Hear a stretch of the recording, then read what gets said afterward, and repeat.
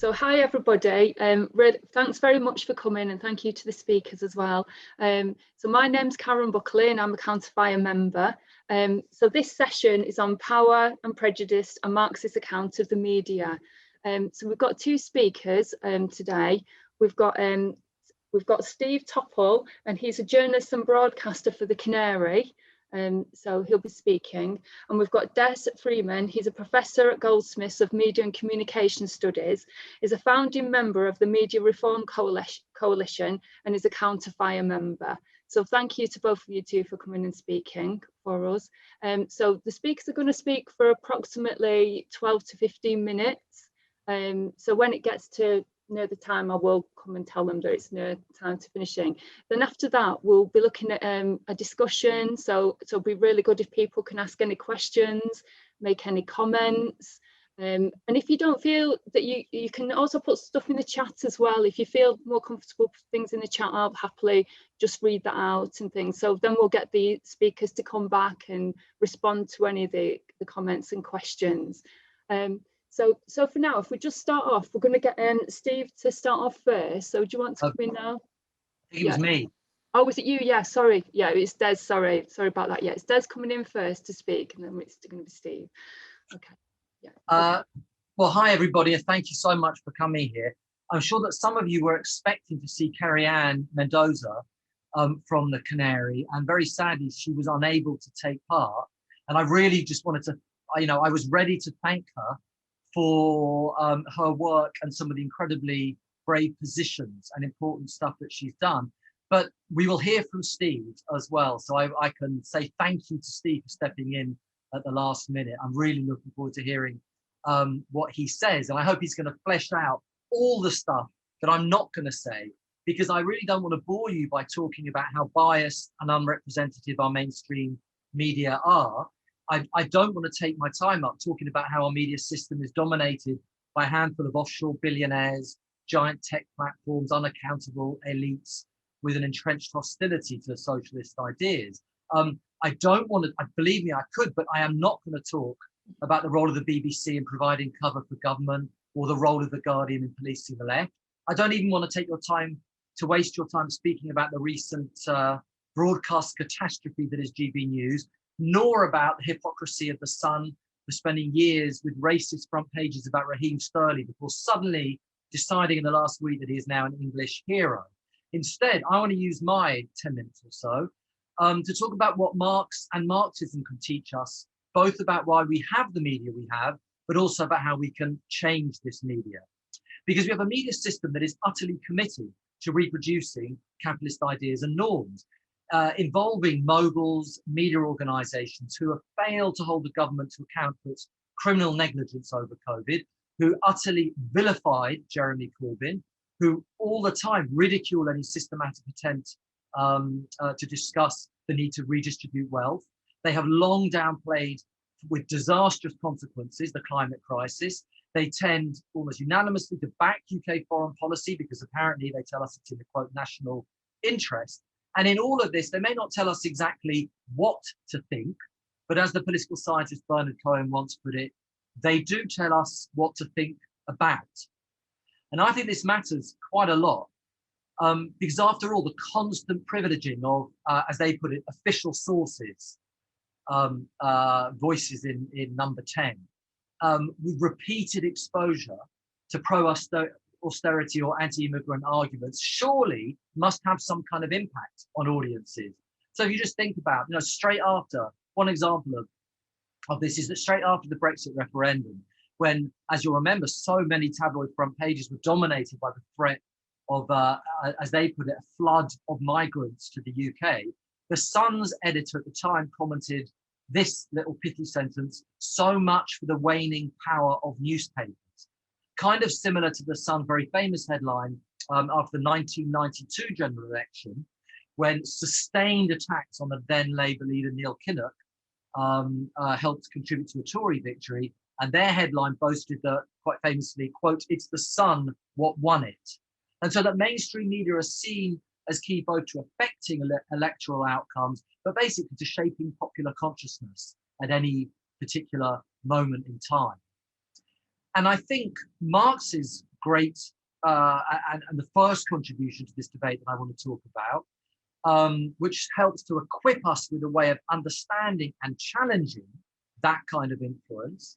The first thing I wanted to do was to talk about how he recognized and wrote about the ideological power of capitalist institutions, including the media. I mean, Marx was a journalist, so he was exposed firsthand to some of this. But broadly speaking, ideology for Marx refers to the way in which particular ideas about the world are used to justify the existing order. So in some ways, they kind of mask reality. For Marx, ideology, in one of his very famous quotes, in ideology, people's circumstances, in his words, appear upside down, as in a camera obscura, which is a reference to a very popular cinematic spectacle technology in the 19th century, where images were projected onto a screen as if they were real. The world is literally, he's saying, turned upside down through capitalist ideology. So ideology helps to disguise the true facts of exploitation and oppression. So there's a really big gap between what things appear to be and what their actual real dynamics are. That is the purpose of ideology, argues Marx. And he also argues that it is not surprising that at any one time in the society in which we live, most people, and I'll get onto this a second, this doesn't happen uniformly, but basically people do hold sets of ideas that justify the way that things are at the moment. And again, a very famous quote from Marx, the ideas of the ruling class are in every epoch the ruling ideas, i.e., he says, the class which is the prevailing material force of society is at the same time its ruling intellectual force. So the media, we follow on from this, they are crucial ideological instruments. They are really important ways in which sets of ideas about the world are formed, transmitted, debated, and as I'll get on to when I finish, also contested. So you could say, drawing on this understanding of ideology, the media are one of the key vehicles in this society for mystifying the real relations of society, for hiding the facts of exploitation and alienation, for normalizing things like racism and imperialism, for legitimizing dominant narratives about class society. And in these circumstances, how can we expect billions of people, to reject these ruling class arguments, what the Italian revolutionary Marxist Antonio Gramsci called common sense?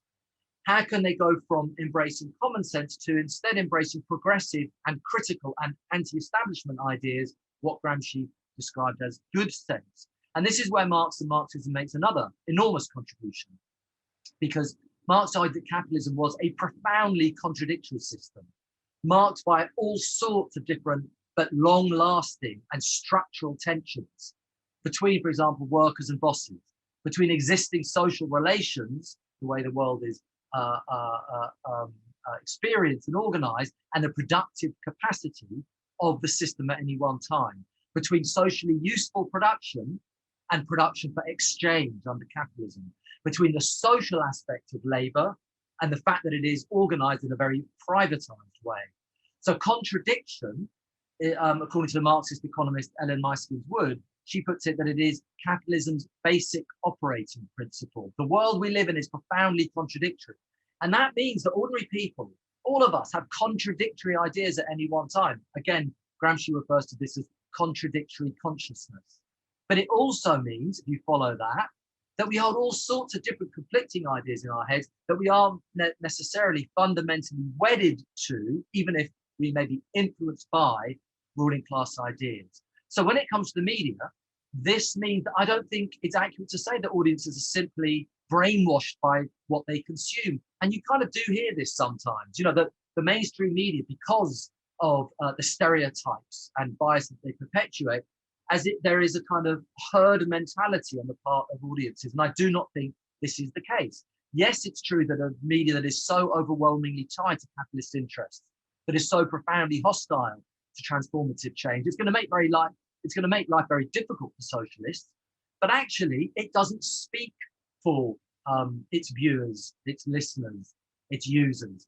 Just for example, think about the polls on a whole series of questions on public ownership, foreign policy, and taxation. Audiences are consistently to the left of the media. And that's why, despite the absolutely horrific media onslaught against Jeremy Corbyn, Labour still won nearly 13 million votes in 2017 and still won over 10 million votes in 2019, because despite what they were consuming across media platforms, millions of people still liked what they heard about redistribution, social justice, and so on. And I think the key thing here, drawing on Marx and Marxist tradition, is that people make their minds up according to their experience of life, perhaps more than just from the idea that it's often claimed they receive completely passively from the education system or from the media, no matter how insignificant and damaging those ideas can be. Marx wrote in the German Ideology that consciousness doesn't determine life, life determines consciousness. And if your experience is one of insecurity, low wages, lack of opportunities, police brutality, then you're probably less likely to agree with a media, and I'm generalizing here enormously, forgive me, you're less likely to agree with a media that has long promoted the benefits of, for example, a free market or the good reputation of the police. And actually, no, it's worth pointing out that maybe it's not that surprising in this context that the British popular press is by far the least trusted across the whole of Europe. Quite a staggering fact, that the least trusted across Europe. And I think that the Marxist tradition, just to kind of draw to an end, argues that the power of the media to suppress change and support the status quo, and it isn't fixed and unchangeable, but it's fundamentally affected by what goes on in the world around us.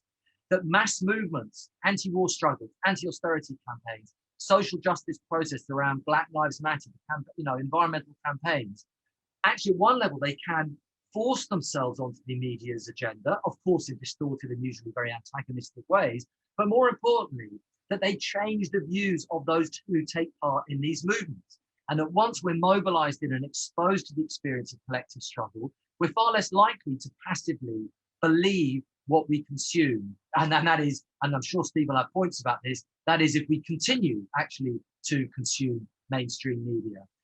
Genuinely national or international struggles can really start to shape and sometimes actually win the wider battle of ideas in society. Just think about the anti-war movement that emerged in response to the threat of US and UK intervention in Iraq and Afghanistan 20 years ago, that actually helped convince the overwhelming majority of people in Britain and many other countries that the war was wrong, despite the fact that pretty much all of the mass media supported it. And I think we've seen this over the centuries in mass uprisings and revolts where traditional ideas are really challenged by new institutions and new beliefs. Every major campaign for social change has had its own media infrastructure, which has been crucial to organizing the movements, but has had influence beyond that. The Chartists, going back, 180 years now, had the Northern Star. The suffragettes had their own self-titled newspaper. The Bolsheviks in Russia had Pravda. Or in the FLN fighting against the French in Algeria had the illegal Voice of Fighting Algeria during their struggle for independence. And actually you'll find that social revolutions accentuate this tendency, whether it's the French Revolution in 1789, the 1917 Russian Revolution, the Portuguese Revolution 74, Spain 36, Chile in the early 70s. People's ideas were turned upside down. Not in the way that Marx was talking about it necessarily through ideology. It's kind of reversing it once again because their experience no longer fitted what was being promoted through ruling class institutions. And I think the point is, just to finish, that for Marxists is that because capitalist society is so riven by contradictions, that the situation is never fixed, stable, or predictable. There is always the possibility of change. And fundamental social change will lead to a situation in which audiences are a long way from being what they are often characterized as being passive consumers, but start instead to become active participants in creating their own systems of communication, their own media outlets. And I hope we can discuss what this will mean for us in the present day. And that's exactly what Marx meant when he argued that, quote, in the process of changing the world, we change ourselves. And returning to the theme of this whole conference, it's only that in a revolution that we can throw off what Marx described as, quote, the muck of ages and start to build both a new society, but importantly for all of us, a new media. Thank you very much.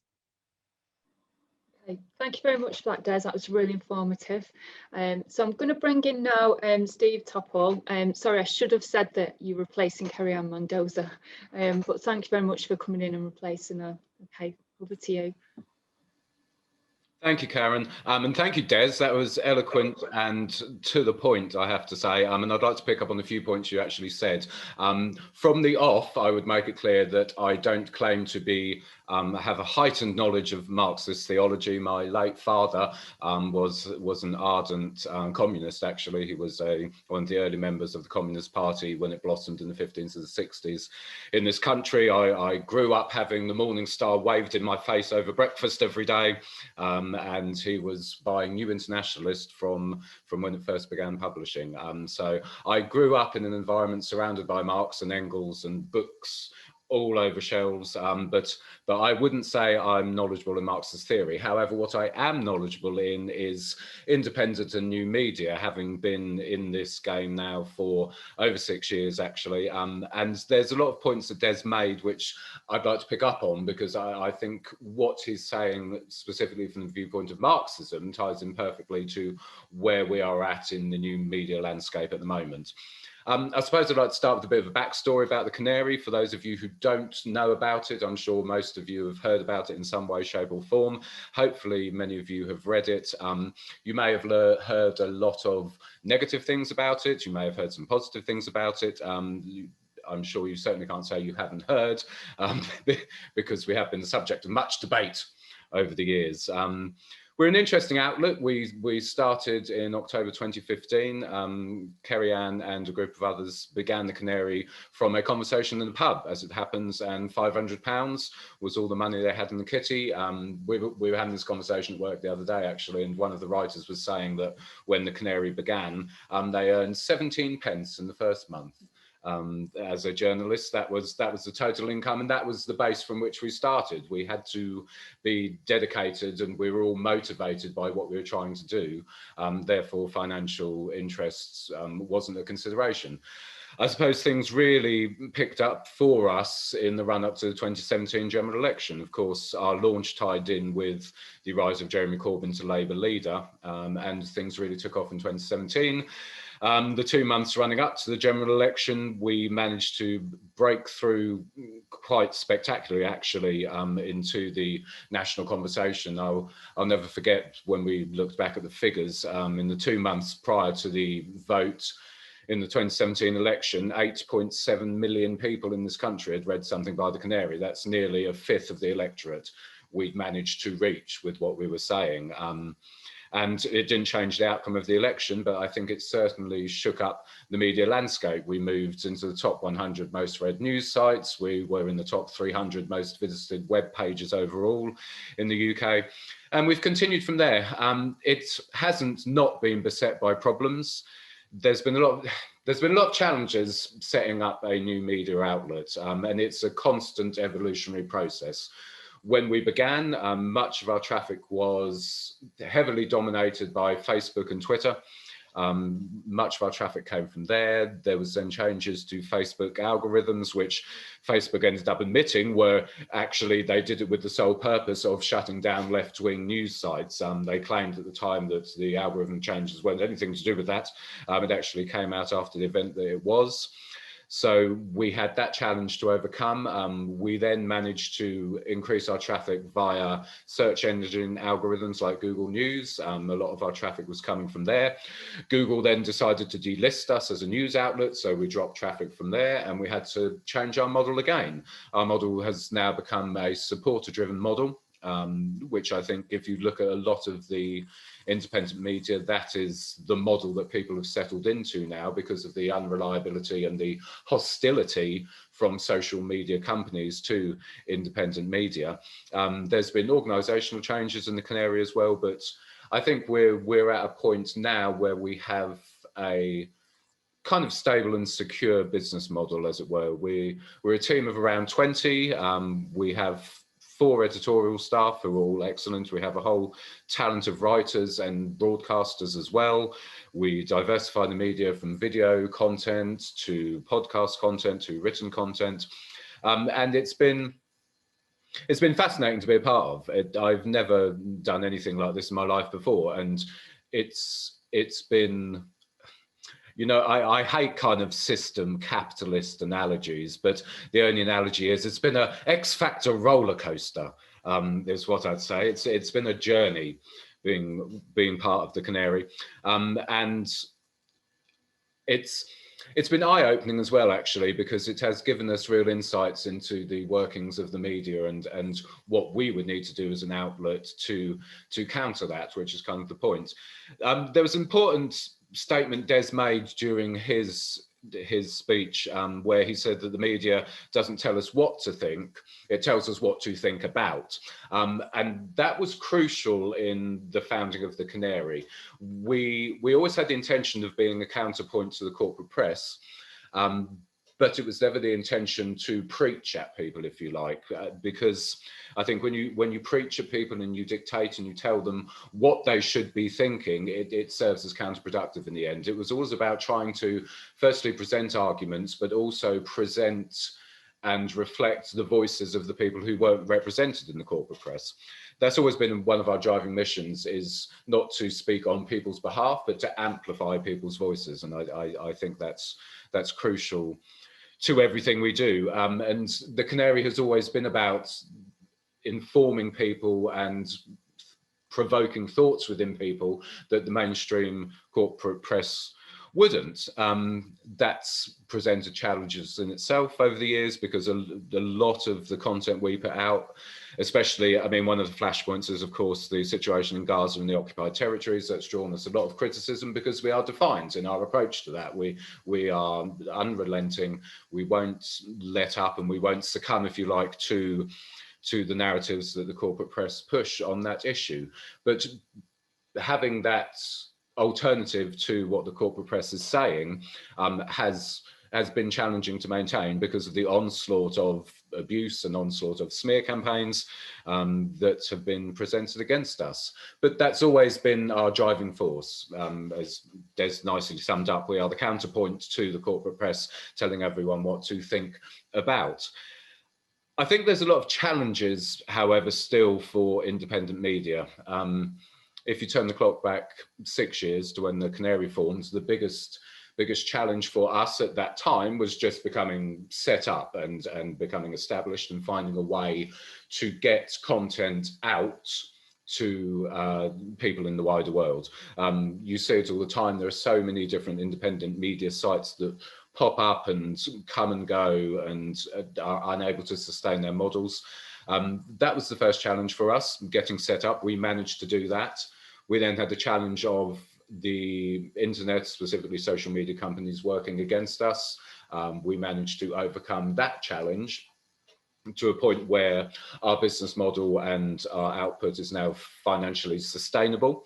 The next challenge for us, and I think this is the broader question for all independent media outlets, and again, it's something Des noted about Marx, that people need to be active participants.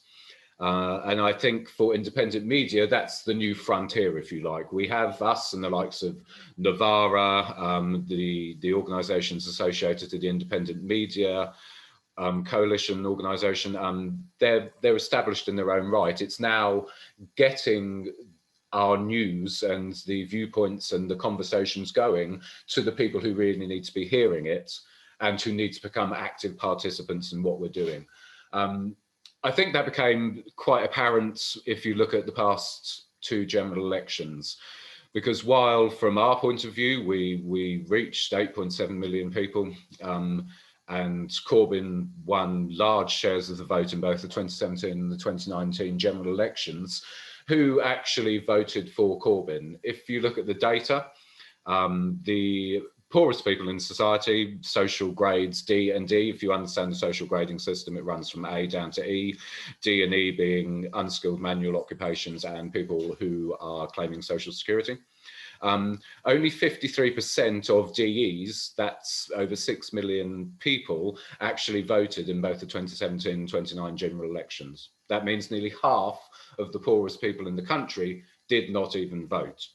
And that was despite the Canary getting 8.7 million readers in the run-up to the election, us countering the narratives that were being pushed surrounding Corbyn, and Corbyn picking up so much of the vote and pushing the Tories to have a minority government. Despite all of that, the people who really in our society need to be hearing and participating in what outlets like the Canary are coming with and what socialist movements are coming with more broadly, nearly half of those people felt so disenfranchised from politics, they did not even vote. It was the same pattern in 2019, nearly exactly the same turnout.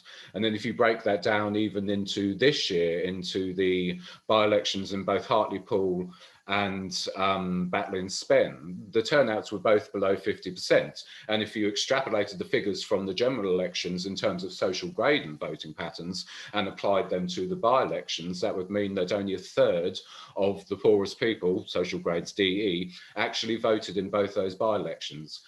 These people are completely disfranchised from politics. And I think the next challenge for independent media, it's all very well us coming with the ideas and the narratives and the conversations and the angles to news that no one else is coming with, and all these things are in the interests of what used to be called the working class. It's all going to end up pointless if the working class do not feel that they have a stake in political systems in this country. And despite all our best efforts up until this point, all the data shows that actually people feel they don't have a stake because they are not engaging with the democratic systems. Now, whether that's a case of our democratic systems are so broken that people are never going to engage or not is for another conversation entirely. But I think for independent media, extending our reach and working out how we are going to get to the people who need us most is the next challenge. I would briefly say on that point that has always been central to the Canaries model specifically, and I think that is one of the ways forward. Kerry Ann always had a vision with the Canary that we would be a left-wing socialist tabloid newspaper, because what Murdoch and the Mirror Group do so well, they're very good at presenting news in the way that everyone can understand. So to break it down into journalistic terms, they have a very easy level of readability in terms of both the Sun and the Daily Mirror target their style of writing that a 12-year-old could read it, which means that no one is disenfranchised, no one is not able to understand how they're framing the news to you. The Canary has always worked to that model. We have software which allows us to look at how we word the articles and what the reading age is, if you like, because if you talk, and I won't mention any other independent outlets, but there are a lot of them which essentially present their work from the viewpoint of academics, which is all well and good. However, if you present everything you do from an academic standpoint, you cut out an entire group of people who are the people who really need to be hearing the argument. So one of the things is the accessibility of the writing. The Canary, we have always strived to make our readability and our writing as accessible as possible. And I think that's key to it. I also think we need to be looking at how independent media is distributed, because the age of social media and being able to reach people via that has very quickly come and gone, as I've explained. That's no longer an outlet for us. So I think the new frontier with independent media is how we actually reach the people who need to be hearing what we are saying. But I'm sure we can expand on that in terms of what the corporate press are currently doing at the minute to reach those people and how we can act as a counterpoint to that. But what I would say to sum up is I think independent media is thriving despite the best efforts of the system and the establishment to make it otherwise. However, I still think there is a long way to go before we are really fulfilling our public duty, as it were, to affect change properly, not only in this country, but around the world. And I still think there is a lot of work to do on that we haven't even scratched the surface of yet.